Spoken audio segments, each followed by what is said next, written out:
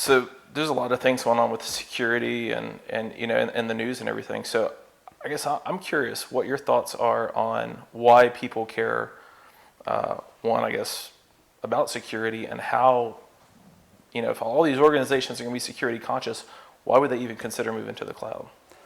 So that's a really good question, because security is so much more important now than it has been before. People keep more of their company data, and the data that they do keep is of higher value than it ever has been before. I guess my first answer to that would be asking whether the cloud is any worse for your security than doing it yourself. If you look at what happened to Sony, or you look at what happened to Home Depot or Target or any number of other prominent companies that have gotten breached, it wasn't that they didn't think security was important. It wasn't that they didn't have the money to implement it. It's a hard problem to solve. So in some ways, your odds are better when you go with a cloud provider that has a huge investment in security and can afford to secure your data in ways that maybe you can't yourself. It's especially true for smaller companies that don't have the security budget of a Microsoft or a Google or a Home Depot. Many times the cloud provider is going to give them better security than they would be able to deliver for themselves. So which cloud are we talking about here? So that's a good question, because we hear a lot about clouds in a lot of different contexts. There are clouds in the sky, squids make clouds in the water. There are many different cloud providers that are all trying to sell their services being part of the cloud. So usually when I have this discussion with customers, I like to frame it into two categories. We've got consumer cloud services that are things that are meant for individual people to use to keep their own personal data. So Apple's photo sharing service and their iCloud offering, personal music cloud services from Spotify or whomever, consumer level services from companies that also have business services like Microsoft's OneDrive. They don't call it Personal Edition, but they're OneDrive product. Then on the other hand, you have enterprise or business cloud solutions that are intended for businesses to use. And the big difference there, oftentimes these services are even hosted in the same data center, but the big difference is that the business or the enterprise cloud solutions will have more controls. You get better reporting, you get better auditing, you get the ability to control and regulate and report on what people are doing with those cloud services. And then a lot of times another distinguisher is that you get features in the business cloud services that the personal editions or the personal versions of those same services don't have. So for email, for example, in Exchange Online, there are a ton of filtering and administrative level features that the personal Outlook.com cloud service doesn't offer for end users. So when we're talking about cloud security, I guess from my perspective, I'm curious, what are the different components that make up cloud security that I should be concerned about? Anytime we're talking about security, we're really talking about three things: confidentiality, integrity, and availability. So that's still true for cloud services. We're still worried about making sure that our confidential data stays confidential. We want to make sure that our data keeps its integrity when it's stored in the cloud. But the big thing that I think people miss sometimes when they talk about cloud security is that it doesn't matter how well secured your data is if you can't get it when you want it. And so availability of both your ability to talk to the cloud provider and the cloud provider's ability to give you that data when you want it are both really important. But all the same security concerns that you have with on-premises services still pertain to the cloud. Do you have secure passwords? Are your end users doing things that you don't want them doing with the data after it's stored? Are people taking reasonable care with physical security? All those things still apply to the cloud, just as they do on-prem. So when you're talking about Target and Home Depot, what does confidential data really mean? So confidential is a funny word, because what one person might consider to be confidential or private might not be private to another, right? I mean, you see people post things all the time on social media that probably would horrify their parents if they knew about it. And the same thing is true for confidential data. So when we talk about data in the cloud and whether or not it's confidential, that's really up to the owner of the data. I mean, I like to think that my medical data is being kept confidential by anybody who has it in the cloud. Most businesses will have data that they think is especially sensitive that they would want treated as especially confidential. But the fact of the matter is that anytime you put data into the cloud, you have to be aware of its level of confidentiality. Because even something as innocuous as a directory of your employees with phone numbers is something that can be valuable to certain people in certain contexts. So with all of this data being stored, what's the data integrity concerns? When we talk about data integrity, we're really talking about a couple of foundational things. Number one, if I put data somewhere and I get it out again, is it the same? Number two, if it's been changed in some way, do I know that it's been changed? Do I have some way to indicate that the data has been modified? And number three, do I have a good audit trail? Can I see who changed it and maybe even information about when and where it was changed from? Different cloud services implement this differently, but it's really important because one of the key things that we see people starting to use the cloud for is archiving data, because it's often much cheaper to use an archiving service like Microsoft's archiving features in Office 365 than to keep things on premises. And when you do that, the minute you start archiving things, you run the risk that you're going to need them again later. And when you do, you better be able to explain to the judge that that data hasn't been tampered with and that you can show a chain of custody over time.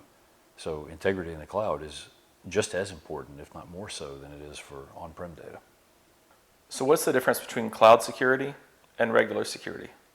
That's a really good question. We could have a good philosophical argument over that over some beer and pizza. Because on the one hand, the answer is everything is different. When you put your data into the cloud, there's so much of the security arrangements for that data that you no longer control that you have to focus much more heavily on the things that you do control.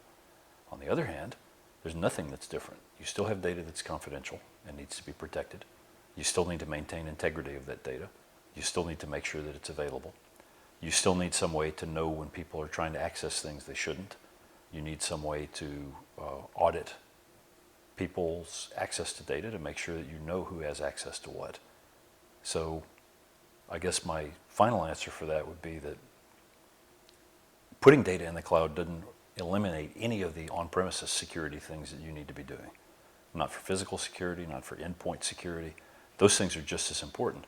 But you also take on a new set of security concerns when the data isn't physically under your control.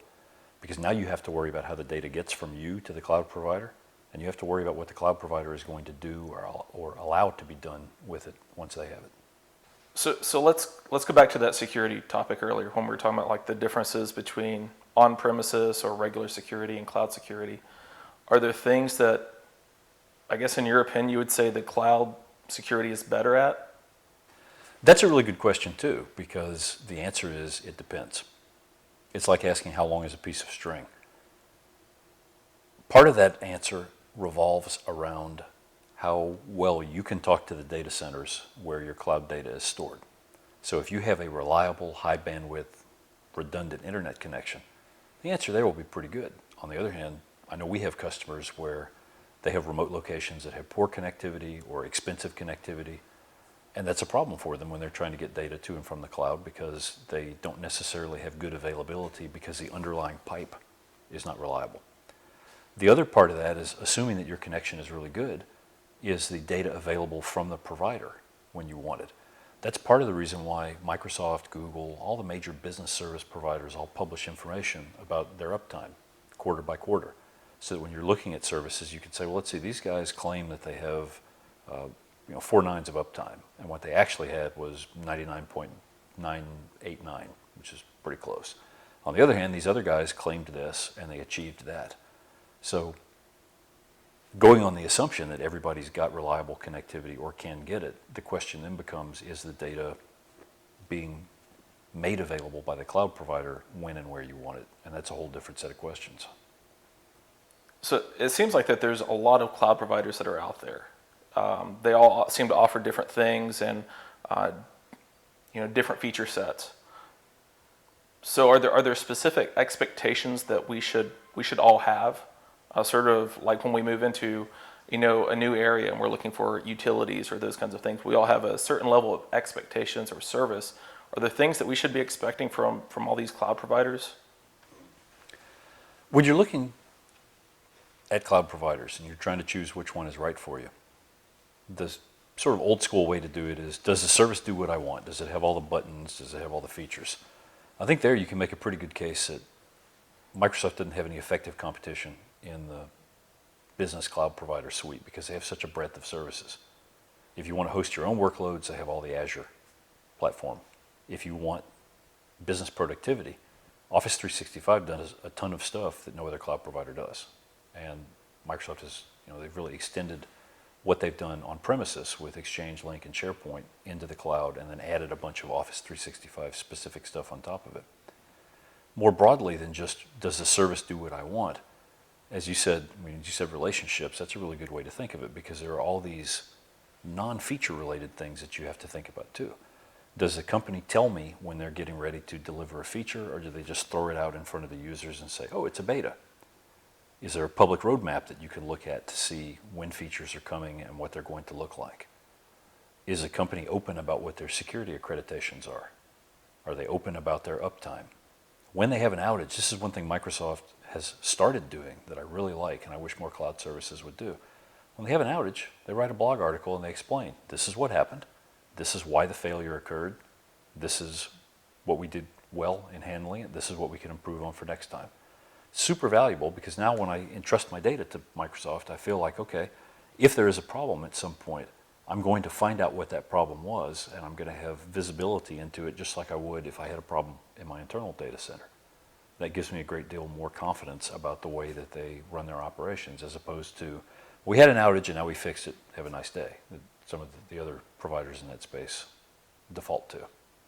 Trying to evaluate all of these cloud providers, I guess to me it's kind of like evaluating the same kind of needs you have in a relationship. Are there specific things that are criteria that you would say I need to look at, or my organization should be looking at to evaluate, which one's the best match? For me, almost kind of like a matching service between companies and cloud providers. Well, I think we expect the same things from cloud providers that we expect from most other service providers. We want the absolute best possible quality at the lowest possible cost. So what that comes down to, if you think back to 20 or 30 years ago when people were getting ready to buy an office software package, they'd look at the list of features in PC Magazine and said, okay, well this one has hyphenation and this other one has justification, and they both can do italics. All the cloud service providers that you might look at in a domain around email, around file storage, around instant messaging, they're going to have fairly similar features. So you get into a discussion where a lot of the features that you're looking for are common across providers, and it's the non-feature things you're looking at. How much uptime do they deliver? What's their policy on giving me money back with a financially backed service level agreement if they don't meet those targets? What do I know about their security measures? What security accreditations do they have? Where are their physical data centers? Because maybe I care about what country my data goes into, because there are certain countries where I don't want my data to be.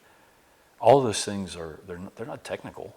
They're not they're not items on a feature checklist, but they're still really important to evaluating which particular service you want to use for which workloads. Those are really good points, Paul, especially about the risk. How do we manage them? Risk management is a funny thing because it means different things to different people. Normally, from a security standpoint, when we talk about risk management, sometimes there are risks that we can eliminate, sometimes there are risks that we can mitigate or reduce, and sometimes there are risks that we transfer to a third party. So car insurance is a great example. When I buy car insurance, I'm not eliminating the risk that I'm going to crash my car. I'm just transferring the financial burden for paying for that to somebody else, my insurance company. So when you think about the risk of data loss or the risk of data compromise, in some ways you are transferring that risk to the cloud provider and trusting them to protect against it. But in other ways, you're not transferring the risk, because if you have sensitive data that is critical to your business, it doesn't really matter whether you lose it or the cloud provider loses it if it's lost. Either way, that's still a risk to your business. So what I see some companies starting to do is look at managing risk in the cloud as an extension of what they already do for IT risk management. It's not a transfer of risk where they can say, well, we put all of our data in XYZ cloud, and so now it's their problem to keep from losing it. If the cloud provider loses your data, or if they allow a breach of your data to happen, they will share some liability with you, but they don't have all the liability. You still have some too. And so it's important to keep in mind that it's still your data, and you're still responsible for what happens to it and making sure that you have it when you need it, no matter which cloud provider has copies of it. Earlier we talked about regular security and cloud security.